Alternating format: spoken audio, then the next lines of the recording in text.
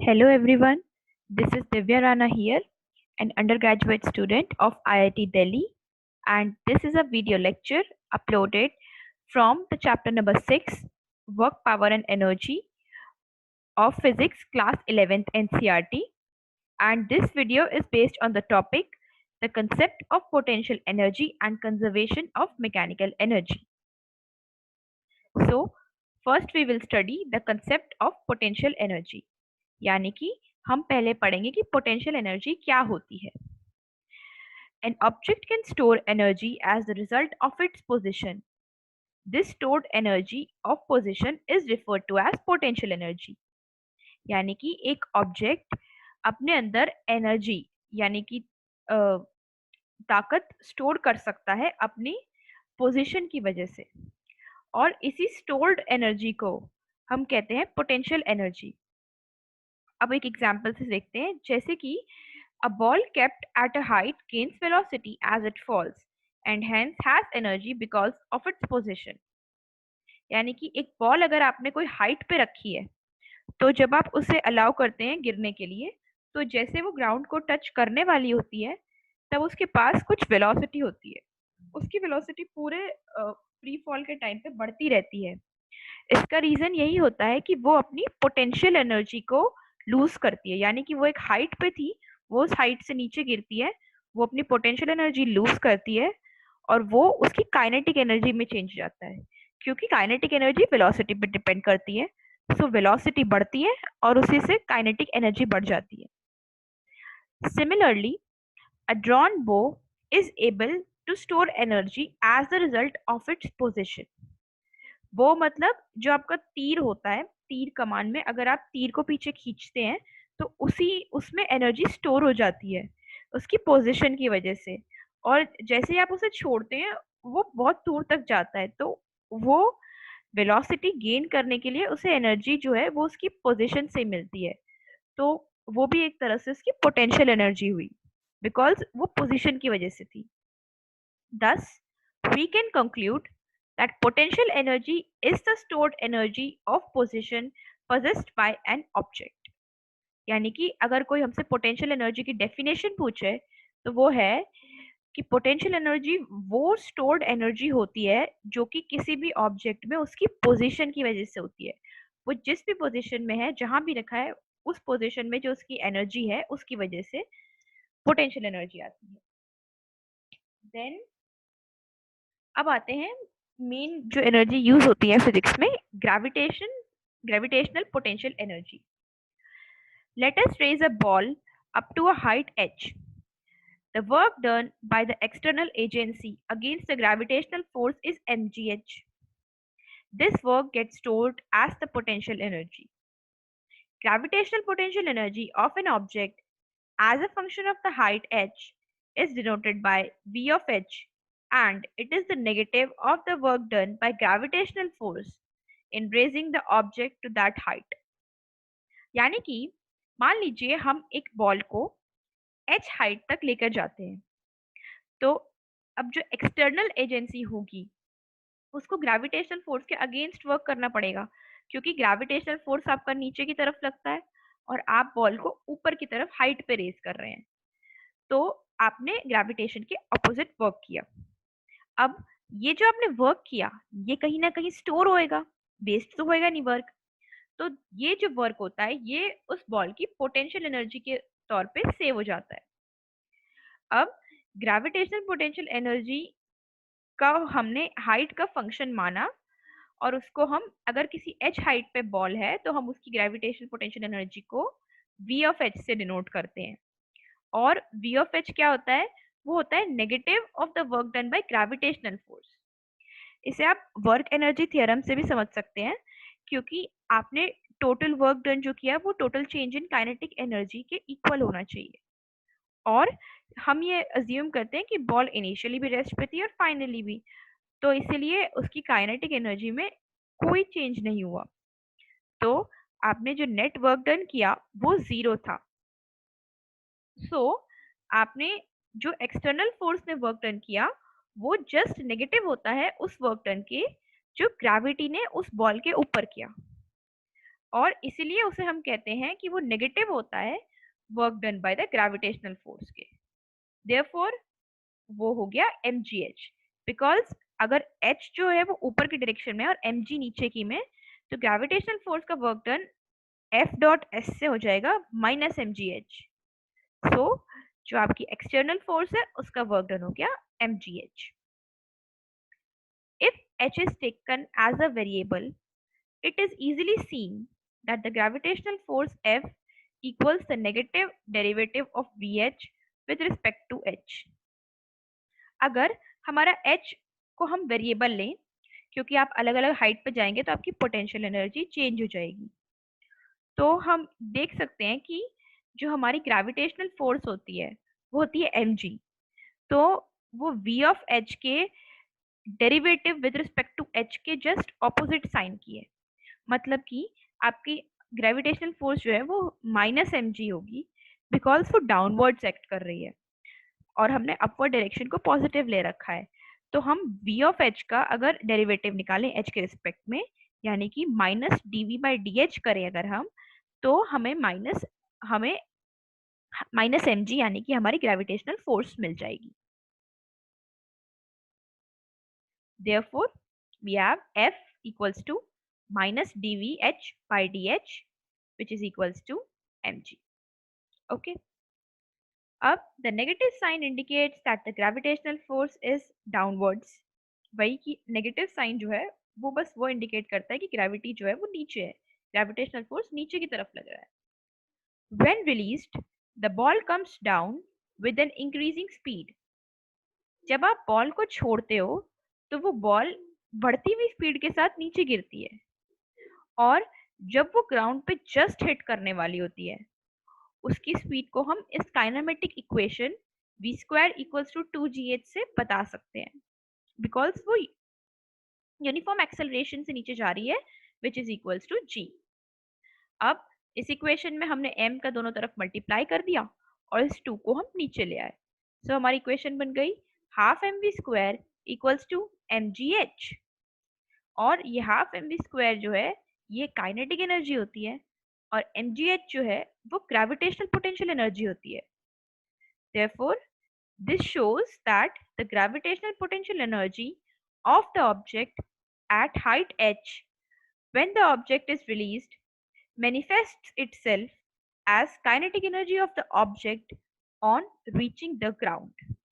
यानी कि इस रिलेशन से हमें पता चलता है कि जो ग्रेविटेशनल पोटेंशियल एनर्जी थी उस ऑब्जेक्ट के अंदर जब वो हाइट h पे था, वो बदल गई उसकी काइनेटिक एनर्जी में जब वो ऑब्जेक्ट ग्राउंड पे पहुंचता है।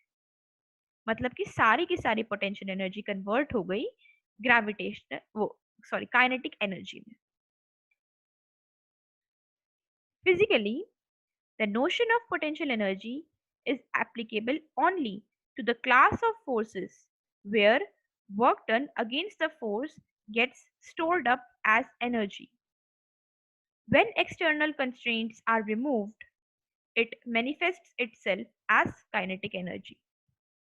यानी कि जो पोटेंशियल एनर्जी का कंसेप्ट होता है वो कुछ फोर्सेस की एक क्लास बनाई हुई है हमने, एक ग्रुप ऑफ फोर्सेस बनाया हुआ है, उन्हीं के लिए एप्लीकेबल होता है।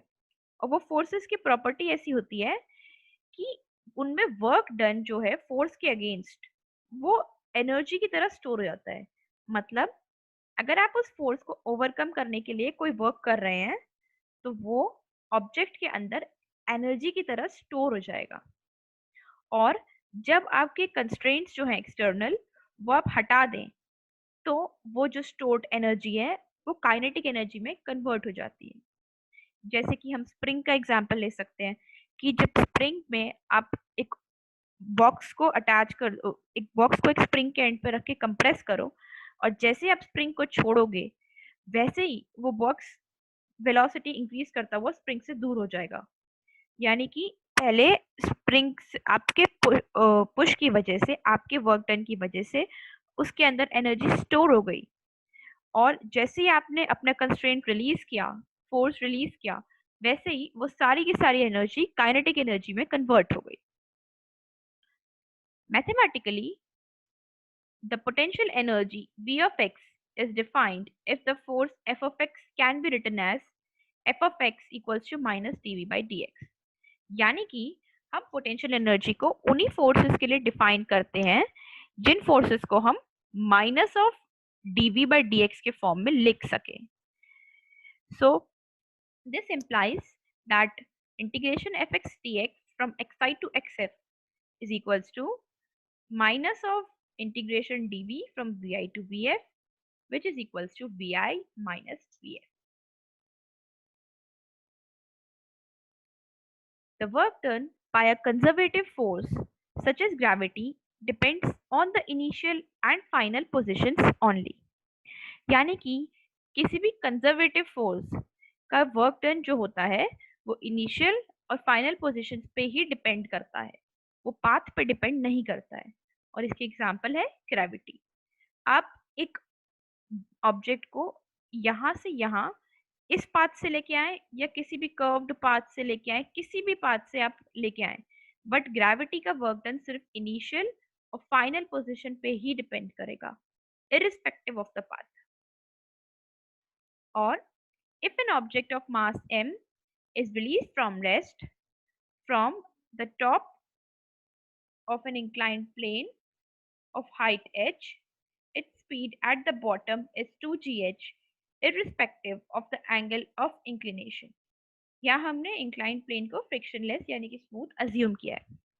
अगर हमने एक m मास के ऑब्जेक्ट को एक इंक्लाइंड प्लेन से छोड़ा, इंक्लाइंड प्लेन के टॉप से, और उस पर फ्रिक्शन नहीं है, और इंक्लाइंड प्लेन की जो हाइट है, वर्टिकल हाइट, वो h है, तो उसकी स्पीड जो होगी ऑब्जेक्ट की जब वो नीचे गिरे पहुंचेगा इंक्लाइंड प्लेन के बॉटम पे, तो उसकी स्पीड 2gh ही होगी irrespective of the angle of inclination. मतलब एंगल ऑफ इंक्लिनेशन से क्या होगा, आपका जो डिस्टेंस उसने ट्रेवल किया, जो पाथ लेंथ थी, पाथ चेंज हो जाएगा ऑब्जेक्ट का, लेकिन जो वर्टिकल हाइट है वो हर केस में सेम है। इसीलिए जो आपको ग्रेविटी का वर्क डन होगा वो सेम रहेगा, और इसीलिए आपकी स्पीड जो है वो नीचे आने पे 2gh ही रहेगी। Thus, at the bottom of the inclined plane, it acquires a kinetic energy mgh। If the work done or the kinetic energy did depend on other factors such as the velocity or the particular path taken by the object, the force would be called non-conservative। यानी कि अगर जो work done है, kinetic work done या फिर जो kinetic energy object की last में आ रही है, वो सिर्फ इनिशियल और फाइनल पोजीशन पे डिपेंड नहीं कर रही, बल्कि उस ऑब्जेक्ट की वेलोसिटी या फिर उसके पाथ टेकन या किसी भी अदर फैक्टर पे डिपेंड कर रही है, उसके इनिशियल और फाइनल पोजीशंस को छोड़कर, तो उस फोर्स को हम नॉन कंजर्वेटिव फोर्स बोलते हैं, वो एक कंजर्वेटिव फोर्स नहीं कहलाता। The dimensions of potential energy are m l square t minus 2 and the unit is joule, the same as kinetic energy or work। क्योंकि पोटेंशियल एनर्जी भी एक टाइप की एनर्जी ही होती है, उसकी यूनिट एनर्जी की तरह ही होती है, या फिर वर्क की तरह भी कह सकते हैं, which is M L square T minus 2। ये हो गए उसके डायमेंशनल फॉर्मूला, और जूल हो गई उसकी यूनिट।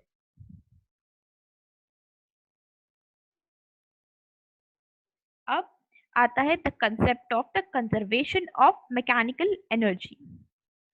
मैकेनिकल एनर्जी जो होती है वो कंजर्व्ड रहती है किसी ऑब्जेक्ट की, ये हम देखते हैं कैसे, और हम ये भी देखते हैं कि मैकेनिकल एनर्जी क्या होती है। अब from the work energy theorem we have delta K equals to F X delta X.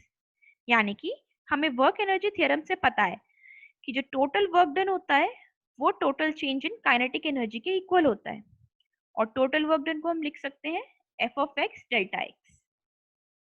अब if the force is conservative, the potential energy function v of x can be defined such that minus delta v equals to fx delta x। यानी कि अगर हमारी जो force है वो conservative है, तो हमारी पोटेंशियल एनर्जी जो होती है और फोर्स के बीच में ये रिलेशन होता है कि minus delta V equals to F X delta X. अब हम एफ एक्स डेल्टा एक्स की वैल्यू इस इक्वेशन में पुट कर देते हैं।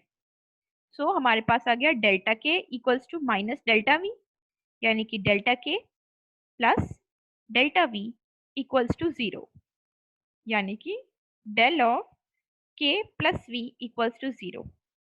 अब किसी चीज का डेल इक्वल्स टू 0 मतलब उसका चेंज इक्वल्स टू 0, यानी कि वो चीज कांस्टेंट है, उसका वैल्यू चेंज नहीं हो रहा है।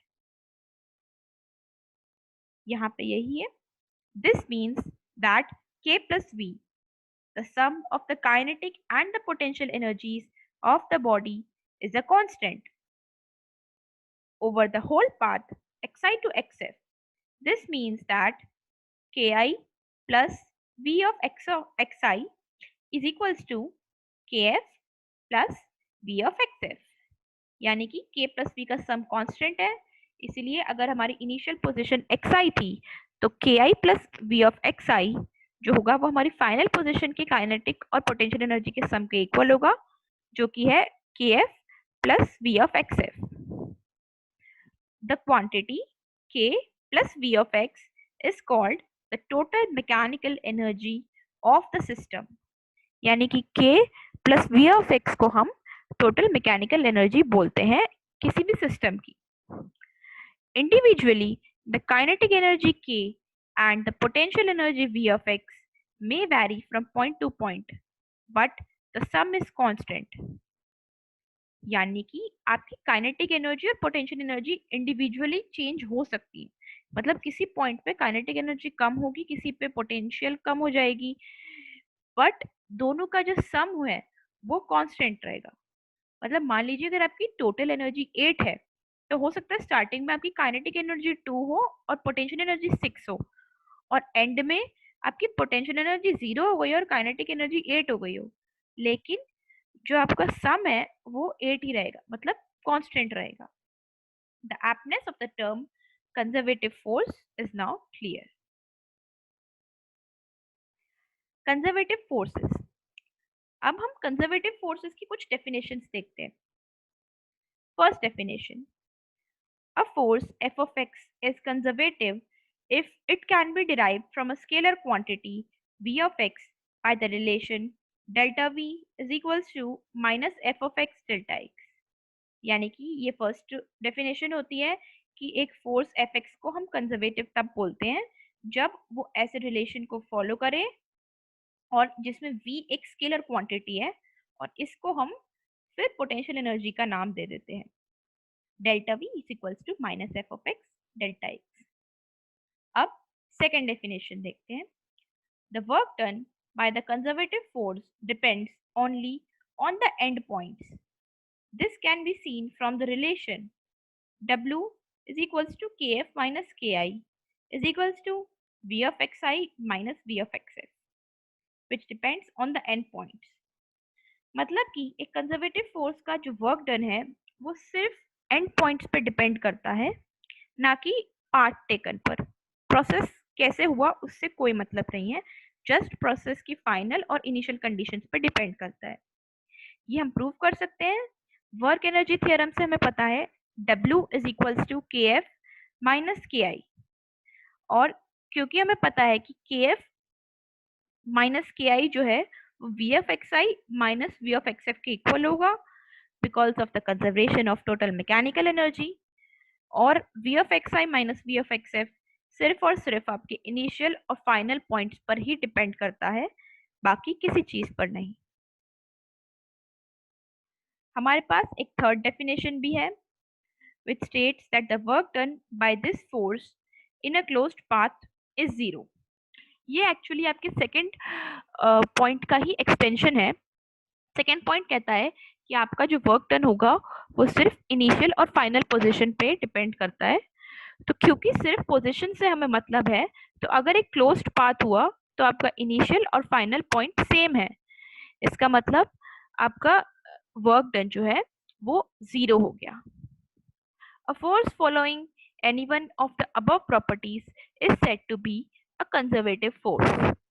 Thus, the principle of conservation of total mechanical energy can be stated as the total mechanical energy of a system is conserved if the forces doing work on it are conservative. मतलब कि एक system की total mechanical energy conserve रहती है, यानी कि उतनी ही रहती है जितनी है अगर उस पर काम करने वाले सारे फोर्सेस कंजर्वेटिव हैं। अब हम एक शॉर्ट न्यूमेरिकल लेते हैं।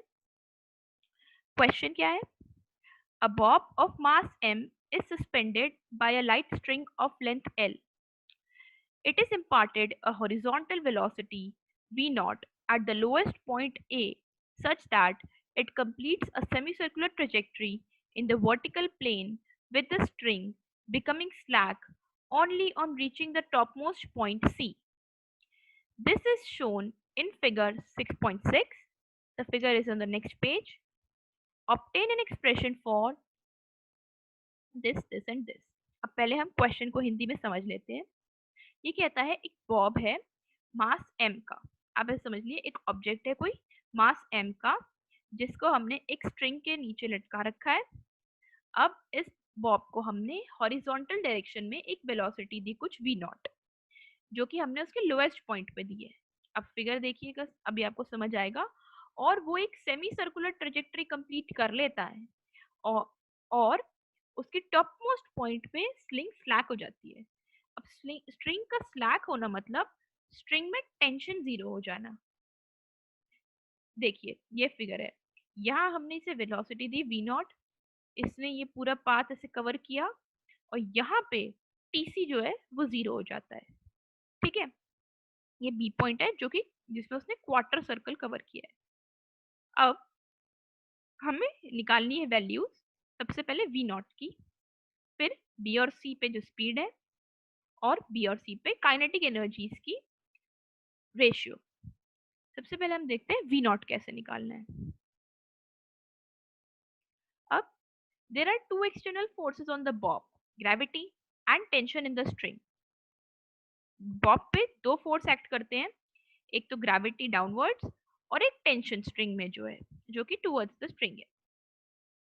अब अपवर्ड डायरेक्शन में जब ब्लॉक लोअर मोस्ट पॉइंट पे, the later does no work since the displacement of the bob is always normal to the string. The potential energy of the bob is thus associated with the gravitational force only. The total mechanical energy E of the system is conserved. अब सबसे पहले तो tension जो है वो उस Bob पे कोई वर्क नहीं करेगा, बिकॉज टेंशन जो है वो हमेशा रेडियली इनवर्ड्स यानी नॉर्मल डायरेक्शन में होगा, और जो बॉब का डिस्प्लेसमेंट है वो हमेशा टेंजेंशियल होगा बिकॉज वो सर्कुलर मोशन में है। इसीलिए फोर्स ऑफ टेंशन और डिस्प्लेसमेंट परपेंडिकुलर डायरेक्शन में है, इसलिए टेंशन का वर्क डन जीरो हो गया।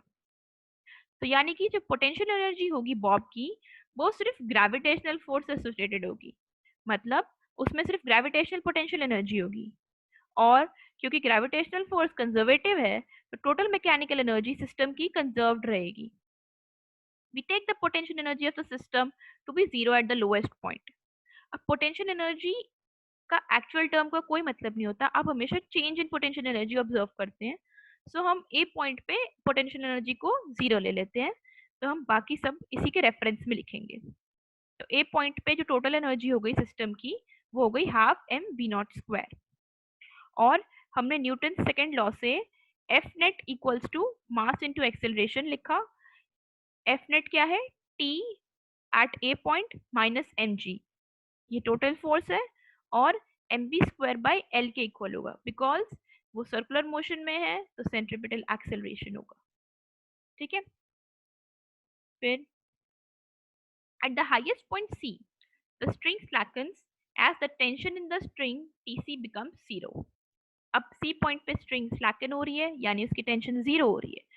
देयरफॉर सी पॉइंट पे पहले तो हम एनर्जी की इक्वेशन लिख सकते हैं, E equals to half M B C square plus two M G L, because जो बॉब है वो 2L जितना ऊपर आ चुका है, और M G equals to M B C square by L, because हमें पता है कि सी पॉइंट पे कोई फोर्स नहीं है, तो M B C square by L centrifugal बाहर लग रहा है अगर, और टी सी ऐसे अंदर लग रहा है तो और एम जी अंदर लग रहा है। अब टी सी तो जीरो है तो यानी M G equals to M B C square by L होगा। ठीक है। तो हमें वी वीसी स्क्वायर की वैल्यू पता चल गई एमवीसी स्क्वायर की, उसको हमने इधर पुट कर दिया, तो हमें टोटल एनर्जी मिल गई 5/2 mgl। और इसको हमने ए पॉइंट पे एनर्जी से इक्वेट कर दिया which was half M V not square, तो हमें वी नॉट का वैल्यू मिल गया √5gl। अब हम देखते हैं वी भी निकालना है हमें। हमारे पास ये इक्वेशन तो है ही कि Vc इक्वल्स टू √gl हमने निकाल दिया इससे। अब बी पॉइंट पे हमने टोटल एनर्जी लिखी half M V B square plus mgl। और हमें पता है कि वी नॉट स्क्वायर जो है वो 5gl है, यानी कि हमें ईबी का वैल्यू भी पता है क्योंकि वो टोटल मैकेनिकल एनर्जी है, तो वो तो हमेशा कांस्टेंट है विच इज 5/2 mgl। तो हमने इस इक्वेशन में ये पुट कर दिया, हम इस mgl को इधर ले गए तो हमें वीबी का वैल्यू मिल गया √3gl। अब लास्ट थिंग, हमें रेशियो ऑफ काइनेटिक एनर्जी निकालनी थी बी और सी पॉइंट पे which is kb/kc which is equals to half mvb square upon half mvc square which is equals to 3:1. Thank you.